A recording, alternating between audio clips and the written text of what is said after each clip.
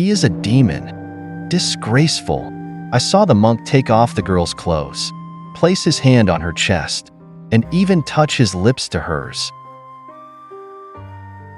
The accusation resounded like thunder on a clear day, tearing apart the tranquility of the small village.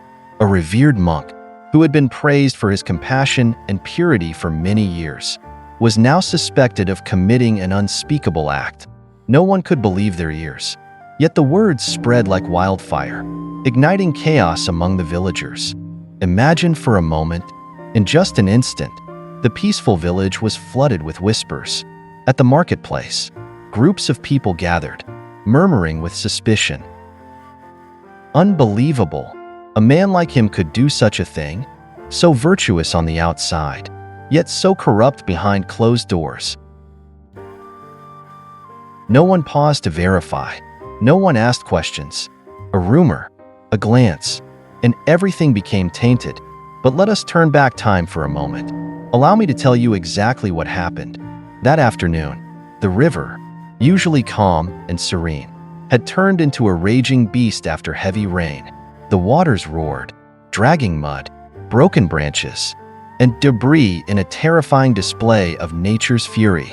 And there, amidst the ferocious current, a young girl was struggling to stay alive. She flailed, her frail arms reaching desperately for the air, her panicked eyes pleading for help. No one dared to jump in. The water was too strong, and the onlookers on the riverbank could only stand frozen, helplessly watching the scene unfold. At that moment, the monk on his way back to the temple after his alms round saw the chaos. Without hesitation, he leapt into the icy waters. The raging river grabbed at him, but he did not falter. He swam toward the girl, fighting against the relentless waves until he managed to grasp her hand. After a fierce struggle, he pulled her to safety on the shore. But the girl was unconscious. Her face was pale, her lips tinged blue. Without wasting a moment, the monk began performing CPR. He tore away her soaking wet clothing to expose her chest and started chest compressions, breathing life into her, one breath, one pump at a time. The cold wind bit at his back, but he pressed on, unwavering. Minutes passed before the girl coughed and water spilled from her mouth. She opened her eyes, her panic slowly fading as they met the monk's kind gaze. He exhaled deeply, relief washing over him. A life had been saved. At that moment, a man happened to pass by. From a distance, he saw the monk place his hands on the girl's chest and his lips close to hers. Instead of seeing compassion, he saw only what his mind was willing to believe. The man wasted no time. He ran straight back to the village and recounted everything he had witnessed with an angry voice. I saw it with my own eyes. That monk did something disgraceful to a girl by the river. The accusation, as you might imagine, spread like the wind. Every word was embellished. Every glance turned suspicious.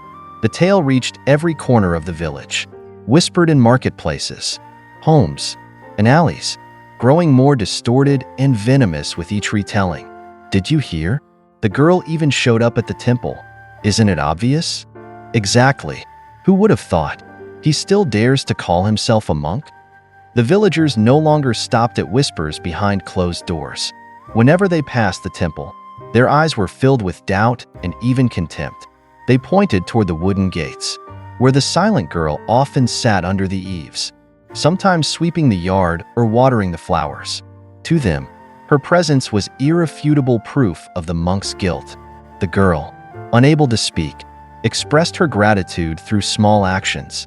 Since being saved by the monk, she had stayed at the temple, quietly helping with chores as a way to repay him. Her eyes followed him with respect and gratitude. Yet, those eyes could not change anything. The villagers didn't want the truth. They only wanted to believe the story they had created. The monk, who could have been angry, who could have defended himself, chose to do nothing. He did not say a word. Each day, he continued his routines as usual, chanting prayers, meditating under the Bodhi tree, and walking for alms amid piercing stares. It seemed that no accusation could disturb his serenity. One afternoon, as the monk was meditating in front of the temple gates, a group of villagers approached. This time, They were not content to whisper behind his back. They wanted to confront him directly. An elderly man, seemingly the leader of the group, stepped forward, his face flushed with anger. "Aren't you ashamed?" he demanded. "We used to respect you, but what have you done? Do you dare to deny what happened?" The monk opened his eyes and looked at the man with calm composure. His gaze held no resentment, only a profound stillness. He clasped his hands together in a respectful gesture, bowed, and spoke in a steady voice. "What others think of me does not change what I think or do." The monk's words were like a cold splash of water, silencing the crowd. No one knew how to respond. Yet, before leaving, one woman from the group pointed at the mute girl and sneered. "You may not speak, but that girl's presence says it all. If she remains here, the truth is clear." The group left, leaving the temple grounds in silence. The girl lowered her head, trying to hide her shame, but the monk gently said, "Do not let their words disturb your heart. Be like the flowing water, quietly moving on." From that day on, the suspicious stares did not cease. The villagers whispered even more whenever they saw the girl at the temple. Nevertheless, she stayed, continuing her small acts of service, while the monk remained steadfast in his silence. Every evening, as he meditated under the Bodhi tree, he would gaze up at the sky, where the moonlight filtered through the leaves, and smile quietly, for he knew the truth would always prevail, no matter how many rumors spread. As time passed, the rumors about the monk did not just remain words. The villagers began to act, and their actions grew increasingly hostile. One morning, as the monk went on his alms round, he noticed that no one opened their doors to greet him as they once did. The women turned away, avoiding his gaze. A group of men stood nearby, arms crossed, glaring at him with disdain. "Do you have nothing to say, monk? Will you just stay silent and pretend to be holy forever?" One of them shouted mockingly. The monk remained silent, bowing respectfully with his hands clasped, but his silence only seemed to fuel their anger. "Let me tell you, don't come here anymore. We don't need a false monk like you," another man sneered, throwing a handful of rice to the ground. The grain scattered across the dirt path.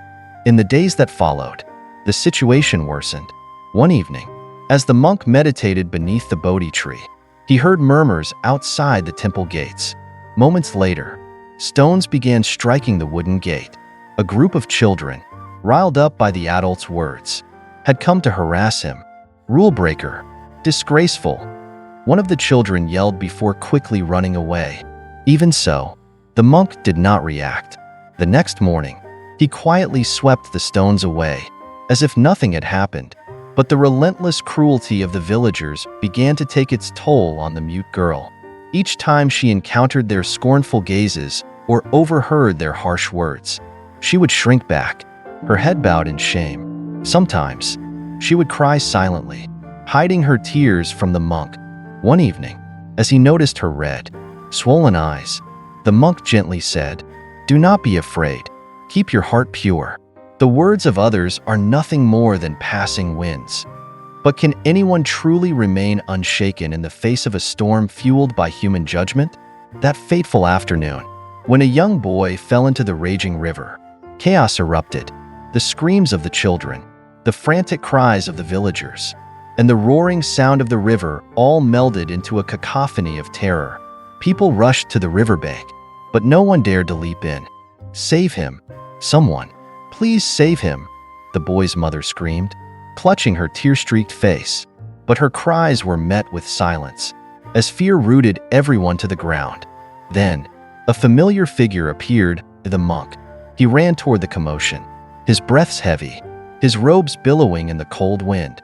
The villagers fell silent as they watched him. No one spoke, but their gazes were filled with a mix of surprise and hesitation. Without a moment's hesitation, the monk plunged into the icy water. The ferocious current threatened to pull him under, but he swam with unwavering determination, each stroke bringing him closer to the boy. Finally, he grabbed the child's hand and, with great effort, pulled them both to the shore. When they reached safety, the boy was unconscious, his face pale and lifeless, exhausted but resolute. The monk immediately began performing CPR. He placed his hands on the boy's chest, pressing firmly, then bent down to breathe air into his lungs. The villagers gathered around, holding their breath.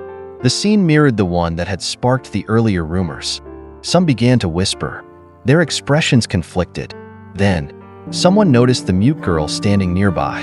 Her hands were clenched tightly, and her face was filled with worry. A woman in the crowd hesitated before turning to the girl, asking in a trembling voice, Did he save you the same way that day?" The girl froze, her eyes darting nervously before nodding emphatically. She tried to speak, but could only produce muffled sounds from her throat. Desperate to communicate, she nodded again and again, tears streaming down her cheeks. Her trembling hands clutched her chest as she pointed to the monk, her gestures speaking volumes. The crowd fell silent, their eyes shifting between the girl and the monk. Slowly, the pieces began to fall into place. A young boy in the crowd muttered, his voice breaking the silence. That day, he must have been saving her too. As the boy finished speaking, the unconscious child coughed violently, water spilling from his mouth.